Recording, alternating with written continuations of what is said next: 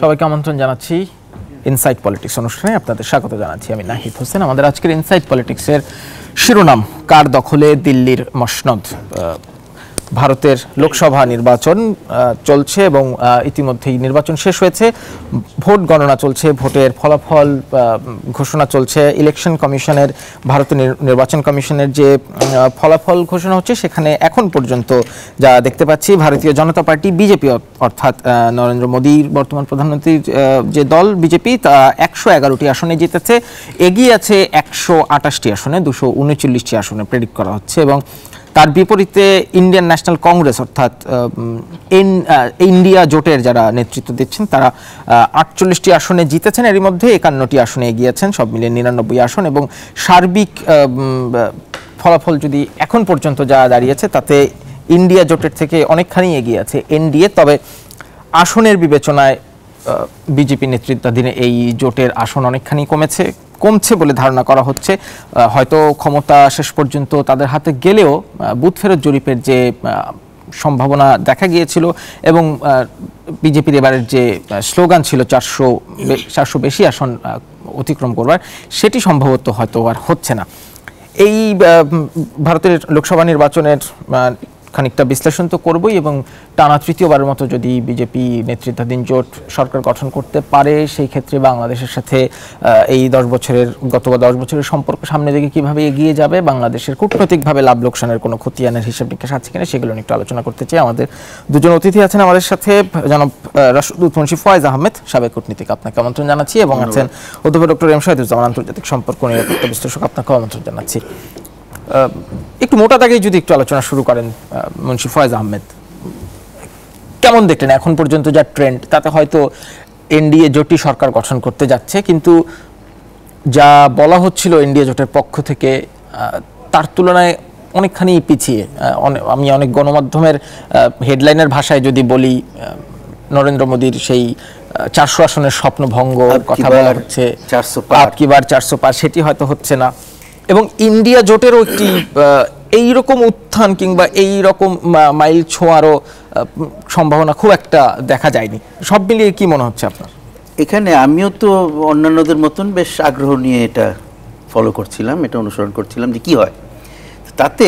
এই যে 7 ধাপে নির্বাচন হলো, বিভিন্ন সময় ইউটিউবে একেবারে পরস্পর বিপরীত বিভিন্ন রকমের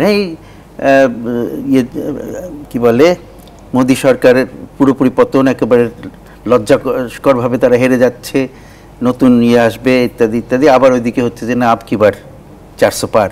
তো এই সব কিছুই হচ্ছিল, কিন্তু শেষের দিকে এসে এই শেষের ভোটটা, গত 1 তারিখের যে ভোট হলো, সেটার পরে কিন্তু মনে হলো যেন যারা বুথ ফেরত যে ইয়েগুলো জরিপের যে তাতে কিছুটা ফিরে আসছে আর কি, সম্বিত ফিরে আসছে, এবং তারা মোটামুটি যা বলছে কাছাকাছি। কিন্তু তারপরেও তার মধ্যেও দেখলাম যে না, তার সেটার থেকেও পার্থক্য দেখা যাচ্ছে।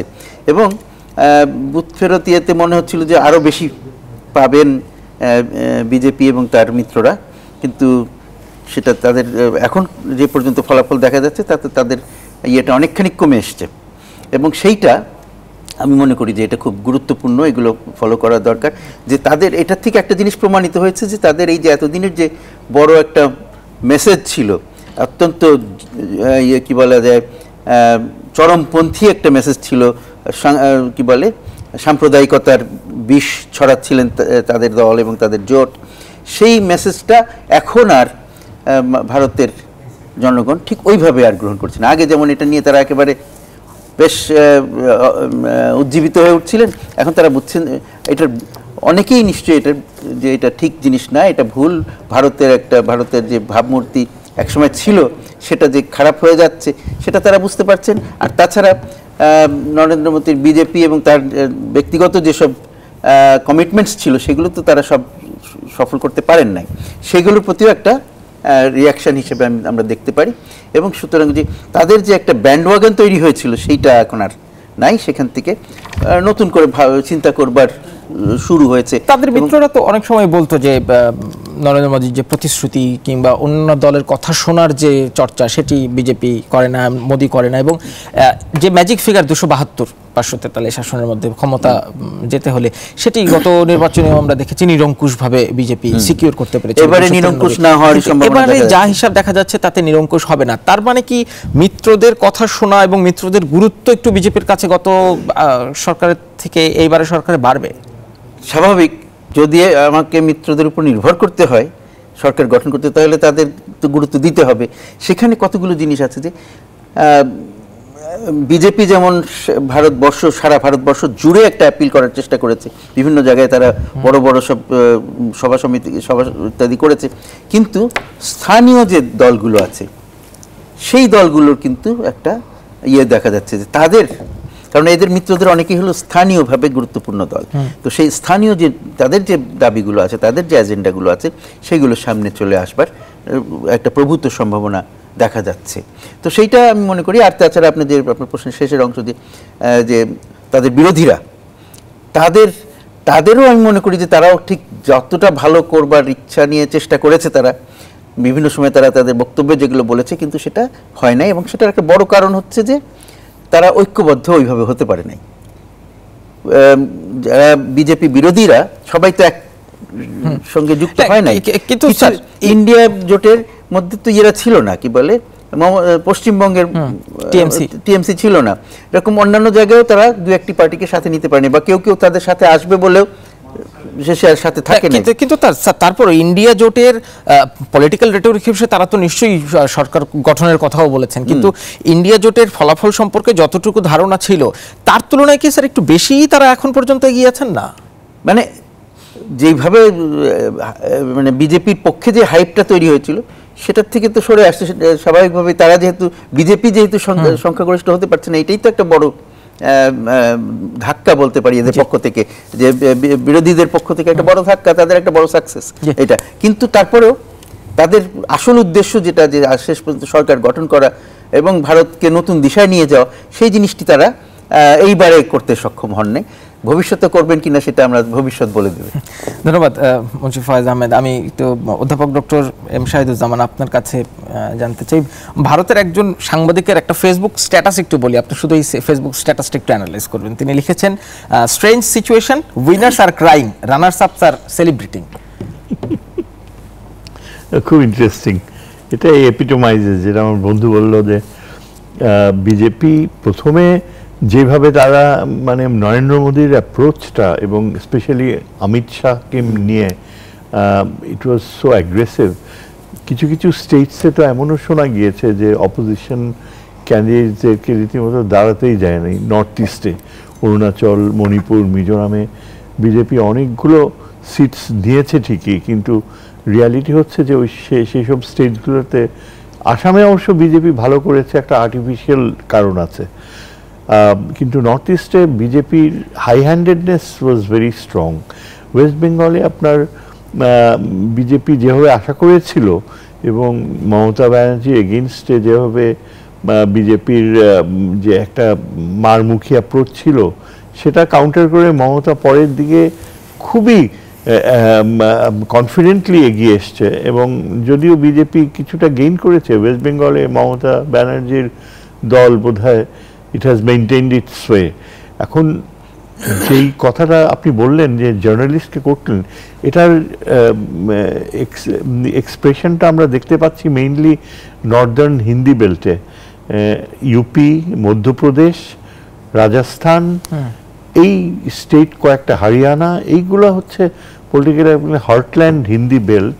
এখানেই কিন্তু বিজেপি মানে যেটা প্রথম যে ইয়েগুলো হলো ফার্স্ট, সেকেন্ড, থার্ড, ফোর্থ রাউন্ডে এত পাওয়ারফুলি তারা রিলিজিয়াস কার্ডটা তখন প্লে করেছিল যে মনে হয়েছে যেন একটা ওয়েভের মতো ইয়েতে ওই জায়গাগুলোতে তারা ইনিশিয়াল একটা সাকসেস পেয়েছে।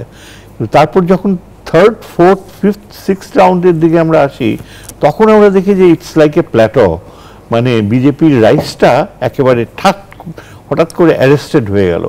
এবং তখন ইন জার্নালিস্ট কমিউনিটির মধ্যে একদম ক্লিয়ারলি একটা strong resentment against the BJP, এবং এর জন্য কিন্তু ওই স্টেজে এই রিজেন্টমেন্টটার জন্য দায়ী হচ্ছে স্বয়ং মোদি আর তার হোম মিনিস্টার।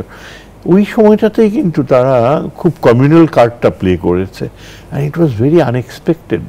ইন্টারন্যাশনালি ওয়েস্টার্ন মিডিয়াতেও কিন্তু একদম খুব মোদি উপরে প্রচণ্ড একটা সমালোচনার ঢেউ আসলো, স্বয়ং মার্কিন যুক্তরাষ্ট্রতে আর ইউরোপে, ইভেন ইংল্যান্ডেও আমরা লক্ষ্য করি যে মোদি ব্লান্টলি, অনেকটা শেমলেসলি হি ওয়াজ মানে বক্তৃতায় সরাসরি বলছে মুসলমানদেরকে অ্যাপিস করা চলবে না, মুসলমানদেরকে ইয়ে করা চলবে না।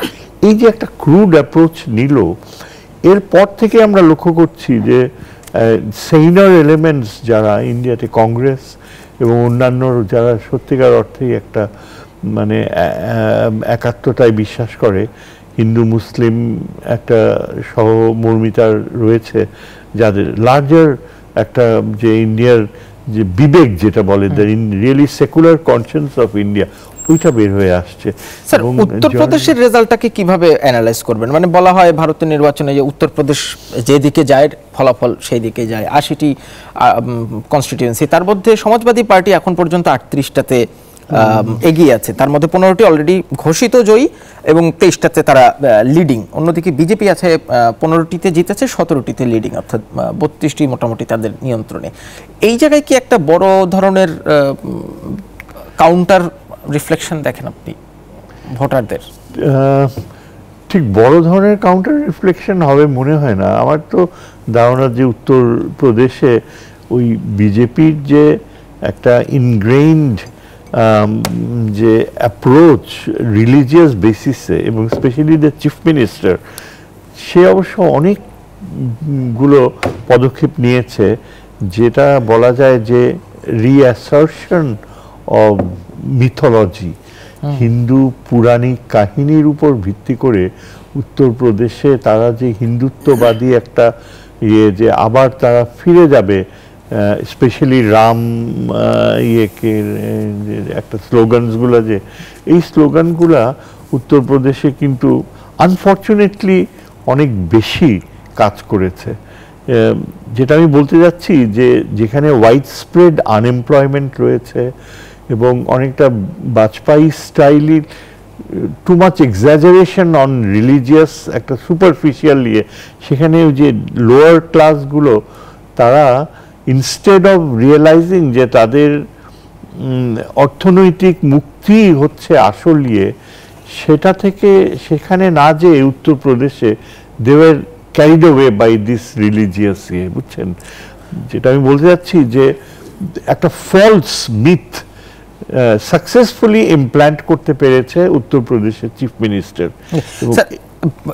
এই মিথটা ওই মধ্যপ্রদেশেও ছড়িয়েছে, রাজস্থানেও ছড়িয়েছে। কিন্তু বিজেপির যে প্রজেকশন ছিল আসন জেতার, তার থেকে যে এই কম পাওয়া, এটির জন্য কি একটু বিজেপির ভেতরের অন্তর্কোন্দলকেও একটু কারণ বলে মনে করেন? ভারতের গণমাধ্যমেই আমি একাধিকবার পড়েছি, রিসেন্টলিও বেশ কিছু আর্টিকেলে, যে আরএসএস এর সাথে এখন বিজেপির নেতৃত্বের একটি ঝামেলা।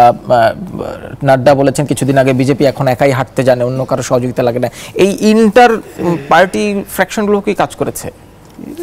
আমি কিন্তু ওইটা আমার কাছে খুব বেশি ইম্পর্টেন্ট মনে হয় নাই, কারণ বিজেপির যে আরএসএস অ্যালায়েন্স রয়েছে, it is far more solid compare to the rift that you. যেটা আমার কাছে আরও বেশি তাৎপর্যপূর্ণ মনে হয়েছে, সেটা হচ্ছে যে ফেলিওর অফ সমাজবাদী দল and Congress to put up A United front. এই জিনিসটা একেবারেই মানে মর্মান্তিক, মারাত্মক একটা রাপচার সৃষ্টি করেছে, যে সুবিধাটা বিজেপি নিয়েছে। আগে কি হতো, আপনার ওই যে মুসলিম পপুলেশন, এদেরকে মোরাললেস সমাজবাদী দলই ওদেরকে প্যাট্রোনাইজ করতো। এখন এই যে ওএসসি ফ্যাক্টরটা আসাতে, যে মুসলমানরা নিজেরাই নিজেদের ভবিষ্যৎ দায়িত্ব নিবে, we don't have to look at the Samajwadi দল, এইখানে ওএসসির একটা ফেলিওর ছিল যে সে নিজেকে সমাজবাদী দলের সাথে ঠিক কোঅর্ডিনেট করতে পারেনি। অপরদিকে কংগ্রেসে এই যে আপনার যে রাহুল গান্ধী আর তার বোন, she was far more effective than Rahul Gandhi. আমার মনে হয়েছে। একটা প্রচণ্ড তার ভিতর থেকে একটা ড্রাইভ চলে এসছে, যেটা এই মিড ইলেকশনের মাঝামাঝিতে এসে কংগ্রেসকে একটা বড় লিফট দিচ্ছে, but it was too late. মানে সমাজবাদী দল আর কংগ্রেসের ইউনিটিটা থাকা খুব দরকার ছিল। আমরা একটা বিরতি নেব, তারপরে আবার একটু আলোচনায় ফিরবো। প্রিয় দর্শক, ইনসাইড পলিটিক্সে একটা বিরতি নিচ্ছি, ফিরছে খানিকক্ষণ পরে, সঙ্গেই থাকবেন। বিরতির পর আবারও আমন্ত্রণ জানাচ্ছি ইনসাইড পলিটিক্সে। আজ কথা বলছি দিল্লির মসনদ কার দখলে। সাথে আছেন রাষ্ট্রদূত মন্ত্রী ফয়েজ আহমেদ এবং অধ্যাপক doctor M Shahiduzzaman. Professor Shahiduzzaman, আপনার কাছে একটু আসতে চাই। ফলাফল নিশ্চয়ই ঘোষণা হতে আরও কিছু সময় লাগবে, তবে এখনো পর্যন্ত ধরে নেওয়া যাচ্ছে বিজেপি নেতৃত্বাধীন এনডিএ জোট ক্ষমতা গঠন করতে যাচ্ছে, সেটি ফ্র্যাকশন অফ সিটস যাই হোক না কেন। যেটি জানতে চাই, টানা তৃতীয়বারের মতো যদি বিজেপি নেতৃত্বাধীন জোট সরকার গঠন করে এবং নরেন্দ্র মোদী যদি প্রধানমন্ত্রী থাকেন, অর্থাৎ সেই অর্থে যদি ক্ষমতার পটে কোনো পরিবর্তন না হয়, বাংলাদেশের সাথে ভারতের যে চলমান সম্পর্ক সেটি কোন গতিতে এগোবে? বিজেপির এই আসন কমা কিংবা বিরোধীদের জোটের অন্যান্য মিত্রদের গুরুত্ব দেয়া বাড়ার ফলে দ্বিপাক্ষিক সম্পর্কে কোনো প্রভাব পড়বে কিনা, কিংবা বাংলাদেশেও যে এই চলমান সরকার গত 4 মেয়াদে এই যে কূটনৈতিক বোঝাপড়া, এখান থেকে বাংলাদেশের লাভ লোকসানের খতিয়ান কেমন? দেখেন, বাংলাদেশের জন্য অনেক আরও নতুন জটিলতা সৃষ্টি হওয়ার সম্ভাবনা রয়েছে। প্রথমত বিজেপির যে ইনিশিয়াল এক্সপেকটেশন ছিল যে বড় রকমের মেজরিটি নিয়ে আসবে এবং ওয়েস্ট বেঙ্গলে 100টা সিট বিজেপি পাবে, যদি তারা সত্যি সত্যি ওয়েস্ট বেঙ্গলে অনেকগুলো সিট নিতে পারতো আর মমতাকে যদি কোণঠাসা করতে পারতো, তাহলে কিন্তু তারা আসামে ঝামেলা সৃষ্টি করত। এবং এটা প্ল্যানও করেছিল যে তারা ওই আসামে ওই যে সিটিজেনশিপের উঠায়া বাংলাদেশের উপর চাপ সৃষ্টি করত, রোহিঙ্গা স্টাইল আবার ডিপোর্টেশনের। সেই সম্ভাবনা এখন আর নাই, সেটা হবে না, because Mamata is also established. আর উত্তরপ্রদেশে সব মিলায় বিজেপি এমন কোনো মেজরিটি পায়নি। এখন যেটা আমি দেখতে পাচ্ছি যে হোম মিনিস্টার যে Indian home minister, he will have to recoil himself, পিছন দিকে পিছু হটতে হবে, he will be under pressure. আসামেও হবে না, ওই যে আসামিজ মুসলিমসদেরকে ট্রাম্প কার্ড হিসাবে ইউজ করা বিজেপির বাংলাদেশের চাপ, সেটাও আমার মনে হয় it will not work out, আর মমতা সেটা হতেও দেবে না। এটা একটা ভালো নিউজ। তবে বাংলাদেশের সাথে ইন্টারাক্ট করতে গেলে যে ঝামেলাটা আমি দেখছি, যে প্রধানমন্ত্রী তো যাচ্ছে দিল্লিতে, এখন প্রচণ্ড চাপ দিবে। আমার মনে হয় যে তুমি এই চীনে যাচ্ছ, তিস্তা নিয়ে কিছু করবা না, ডোন্ট ট্রাই এনিথিং। অথচ আমাদের ফরেন সেক্রেটারি এখন চীনে গিয়েছে। আমার ধারণা যে তিস্তা নিয়ে এবার চীনের সাথে প্রধানমন্ত্রী একটা কিছু করতে যাচ্ছে। বিজেপি মানা করলেও সেটা সম্ভব হয় না, এবং করতে যাচ্ছে এই জন্যে, not that she wants to act independently, but the fact is যে রিয়ালিটি এখন এই নর্থ বেঙ্গলে এমন পরিস্থিতি দাঁড়িয়েছে, আর চায়না এখন এমনভাবে মানে চাপ দিচ্ছে বাংলাদেশকে। অলরেডি তো তারা চায়না কিছু প্রজেক্ট থেকে সরে গেছে। আমার ধারণা এই সরে যাওয়াটার পেছনে এই তিস্তার বিট্রেলটা কাজ করছে। ইলেকশনের পরপরই কিন্তু কথা ছিল চীনকে তিস্তা দিবে, এবং সেটা হয়নি। এছাড়া আমি যেটা দেখতে পাচ্ছি যে এই আগামী মাসগুলোতে হয়তো বাংলাদেশেও কিছুটা টার্ময়েলের সম্ভাবনা রয়েছে। পলিটিক্যাল অপোজিশন আবার নতুন করে একটা মুভমেন্ট জাগ্রত করবে, তখন এই গভর্নমেন্ট নিজেকে চেষ্টা করবে ইন্ডিয়ার থেকে যতখানি সম্ভব নিজেকে একটা দূরত্ব বজায় রাখতে, যেটা এই নরেন্দ্র মোদী চাইবে না। নরেন্দ্র মোদী এবং স্পেশালি ইন্ডিয়ান ইন্টেলিজেন্স, তাদের যে এখানে ন্যাশনাল সিকিউরিটি অ্যাডভাইজার খুব ফার্ম গ্রিপ মেনটেন করছে, এবং ওরা এখন কতগুলো জিনিস বিজেপি খুব তাড়াতাড়ি বাংলাদেশের কাছ থেকে আদায় করে নিতে চেষ্টা করবে। কিছু কিছু জিনিস যেগুলো, যেমন এই যে প্যাসেজ চায়, যারা নর্থ বেঙ্গলের ভিতর দিয়ে একটা করিডোর চায়, তারপর আপনার বে অফ বেঙ্গলে তাদের যে বাংলাদেশি এরিয়াসগুলো ড্রিল করা, সেখানে তারা আরও বেশি সুযোগ সুবিধা চায়। আমেরিকানদেরকে যতদূর সম্ভব বে অফ বেঙ্গল থেকে দূরে রাখার জন্য, আর ইন্ডিয়ান প্রেজেন্স বে অফ বেঙ্গলে বাড়াবার জন্য বাংলাদেশের সহযোগিতা চাইবে। এই জিনিসগুলো এখন তারা চেষ্টা করবে যত তাড়াতাড়ি সম্ভব চাপ দিতে। আর এছাড়াও সিকিউরিটি এরিয়াজে কিছু কিছু তাদের এক্সপেকটেশনস রয়েছে, কিন্তু সেগুলো আমার মনে হয় এই যে এখন যা রেজাল্ট হলো সেটার প্রেক্ষাপটে ওইভাবে করতে গেলে আমার মনে হয় বাংলাদেশ গভর্নমেন্ট ইজ অ্যাওয়্যার যে ইন্ডিয়ান মোদি এইভাবে আরো বড়ভাবে এসে এই চাপগুলো দিয়ে মানে একটা অনেকটা আমাদেরকে ভ্যাসাল স্টেটে পরিণত করার যে একটা অ্যালিগেশন আনছে সেরকম পথে যায় কিনা। তো আমার মনে হয় Hasina is aware of it, এবং সে যতদূর সম্ভব এখন চীনের সাথে অ্যাগ্রিমেন্ট করা, চীনকে ডেভেলপমেন্ট প্রসেসে আরও ইনভলভ করা, স্পেশালি তিস্তার ব্যাপারে it will B a very tricky affair, এবং ইন্ডিয়াকে ওইভাবে ডিল করতে। ধন্যবাদ ডক্টর শহীদুজ্জামান। মুন্সি ফয়েজ আহমেদ, মানে এই টানা তৃতীয়বার যদি নরেন্দ্র মোদী প্রধানমন্ত্রী থাকেন, বাংলাদেশের প্রধানমন্ত্রীও লম্বা মেয়াদে আছেন, এবং গত এক দশকে দুই সরকারের নানান রকম বোঝাপড়া পরিণত হয়েছে, সেই জায়গায় থেকে কি এই ক্ষমতার পটে কোনো পরিবর্তন না হওয়া দুদেশের জন্যই কূটনৈতিক বোঝাপড়া আরও স্ট্রেংথেন করতে পারে কিনা? প্রথম আশা তো সেটাই, যে যেহেতু সেরকম কোনো রাজনৈতিক পরিবর্তন আসছে না ভারতে, তাই তো আমরা ধরে নিতে পারি যে বিভিন্ন মন্ত্রণালয়ের চেঞ্জ হতে পারে, চেহারা চেঞ্জ হতে পারে, ফেসটা চেঞ্জ হতে পারে, কিন্তু ধরে নেওয়া যাচ্ছে, সবাই মনে করছেন যে নরেন্দ্র মোদী প্রধানমন্ত্রী থাকবেন এবং তার নেতৃত্বেই সরকার চলবে। তাহলে আমরা এতদিন যে কাজগুলো করে আসছি একসাথে, সেই কাজগুলো চালু থাকবে, এটাই স্বাভাবিক। এখানে তাদের যে এখন আমাদের একটু চাপ, আমাদের পক্ষ থেকে একটু বিভিন্ন বিষয়ে চাপ বাড়ানোর সুযোগ তৈরি হয়েছে, কারণ তারা তো একটু বুঝতে পারছে যে তাদের অবস্থানটা আগের মতন অত শক্ত না, সুতরাং আমরা বিভিন্ন বিষয়ে আর একটু চাপ সৃষ্টি করতে পারি যাতে তারা আমাদেরকে আরও সুবিধা দেয়।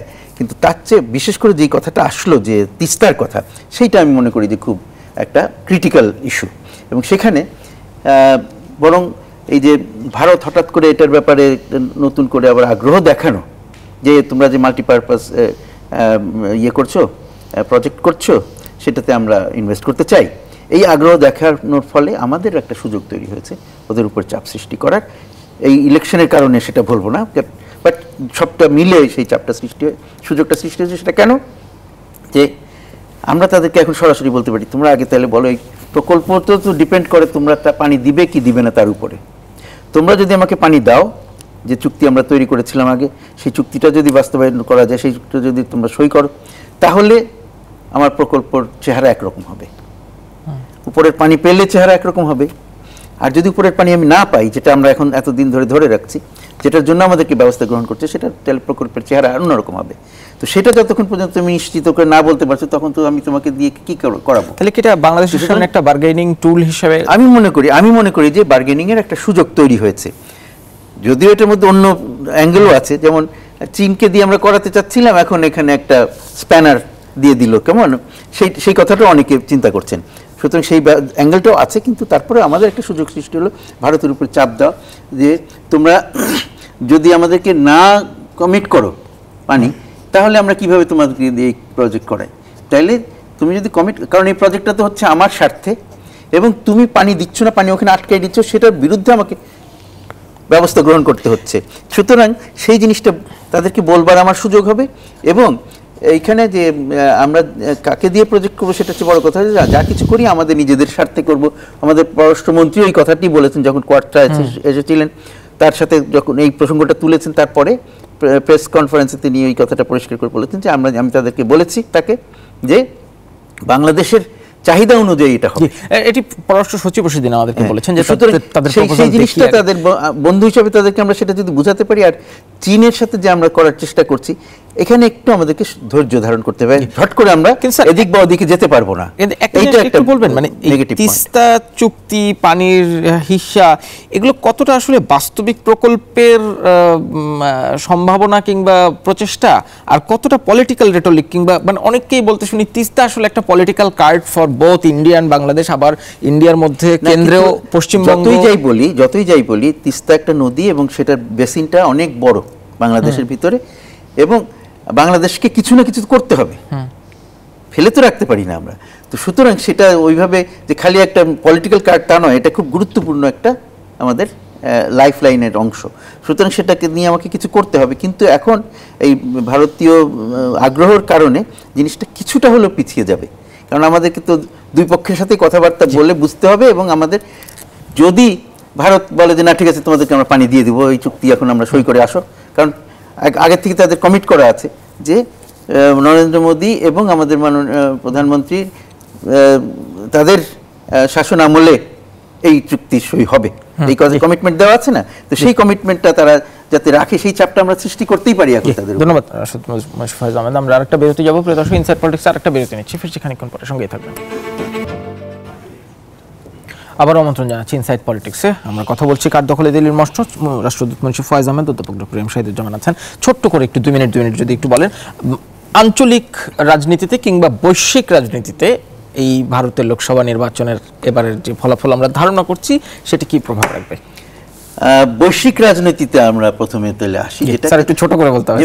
ভারতের অবস্থানটা কিছুটা মানে তাদের শক্তিটা কমে গেল, অভ্যন্তরীণ শক্তিটা আমরা যখন শক্তি খাটাই আমার ভিতরে তো শক্তি থাকতে হবে, তো সেই শক্তিটা তাদের কিছুটা কমে গেল, ক্ষমতাটা কিছুটা কমে গেল। সেই জন্য তারা বিভিন্ন বিষয়ে যে অনেক বেশি শক্তিশালী পদক্ষেপ নিচ্ছিল সেখানে আমরা হয়তো কিছুটা ভাটা দেখতে পারি।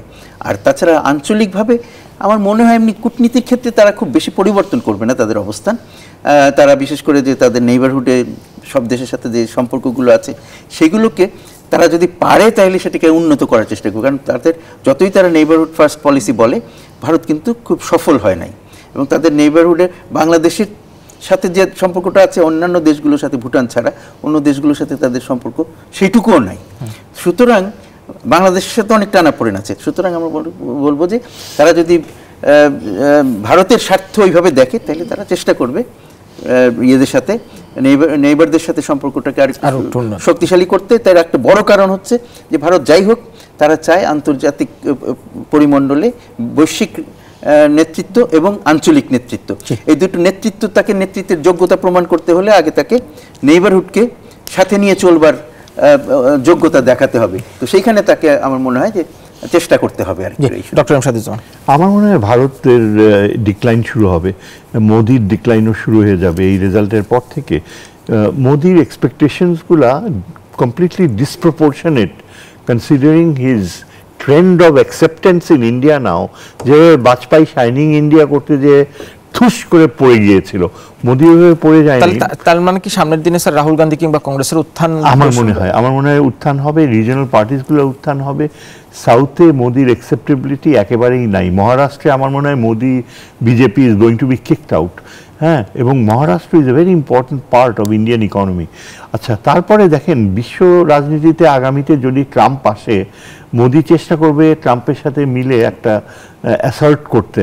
বাট এত বাজে এখন ইউরোপে মোদির image, Indian image, specially communal পারসেপশনটা, এবং স্পেশালি নগ্নভাবে মোদি যেভাবে ওই যে কমিউনাল কার্ড প্লে করেছে ভোট পাওয়ার আশায়, এর ফলে ইন্ডিয়ান ইমেজ বাইরে অনেকখানি ক্ষতিগ্রস্ত হচ্ছে।